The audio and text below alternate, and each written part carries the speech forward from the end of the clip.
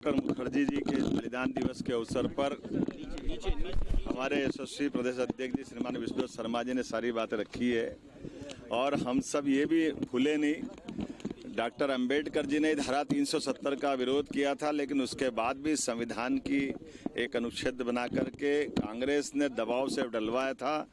अंबेडकर जी की आत्मा उस दिन भी रोई थी जब पूरे जम्मू कश्मीर के अनुसूचित जाति जनजाति के लोगों को इस धारा 370 के माध्यम से उनके अधिकारों से वंचित किया गया था। अंबेडकर जी के जीते जी उनको कोई निर्वाचन का किसी लोकसभा का चुनाव कांग्रेस ने जीतने नहीं दिया और ये डॉक्टर मुखर्जी जी का बलिदान भी इस बात का एहसास कराता कि उस धारा 370 के कारण से डॉक्टर मुखर्जी जब विरोध करने गए और उनके उस घटनाक्रम में आज तक उनके उस समय हुई एक तरह से उस मर्डर की सच्चाई देश के सामने नहीं आने दी।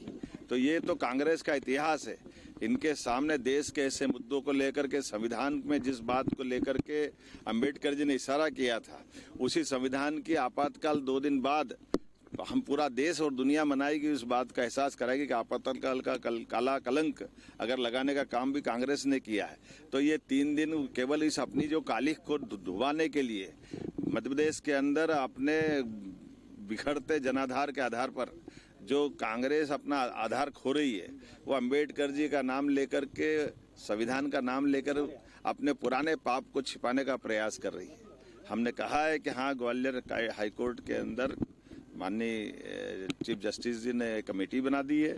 वो कमेटी जो निर्णय करेगी सरकार उनके साथ है। हमने पहले दिन से कहा, हमारी पार्टी ने कहा है, अंबेडकर जी के लिए तो हम जो कर सकते थे। आप कांग्रेस अगर यहाँ ग्वालियर की बात करती तो कांग्रेस बताए कि महू के अंदर वो जन्म स्थान था अंबेडकर जी का और 55 साल कांग्रेस की सरकार रही।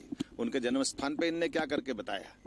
उनके जन्म स्थान को नकारने का काम किया, उनकी दीक्षा भूमि को बारे में चिंता नहीं की। और तो और अंबेडकर जी का जब शरीर छूट गया तो शरीर छूटने के दिल्ली में छूटे हुए शरीर के बाद भी दाह संस्कार के लिए भी कांग्रेस ने तत्कालीन रूप से मना कर दिया।